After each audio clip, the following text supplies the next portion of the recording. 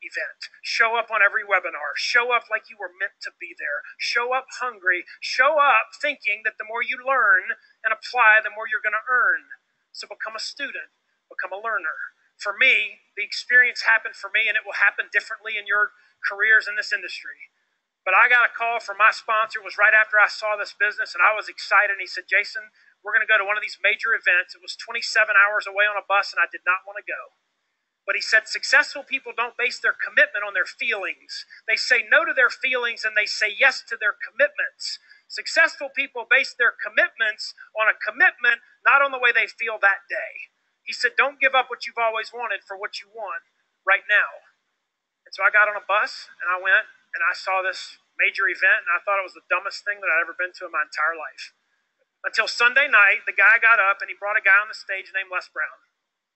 And Les Brown told his story, and most of you know it, but he got up on that stage and said, I was born in an abandoned office building in Miami, Florida. I had no shot. I was educationally mentally retarded. I couldn't read. I couldn't write.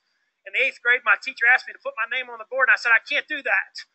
Why? Because I'm educationally mentally retarded. He said, Les, you take that word can't, you take the apostrophe and the T, and you throw it in the trash can. Yes, you can. And his dream became to be a radio disc jockey.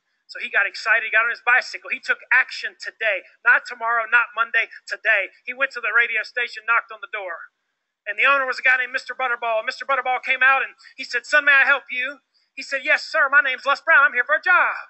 He said, well, we don't have any jobs. Go home. And Les Brown came back the next day and knocked on the door. He said, my name's Les Brown. I'm here for a job. Well, I thought I told you we didn't have any jobs. Thought somebody might have quit, Mr. Butterball.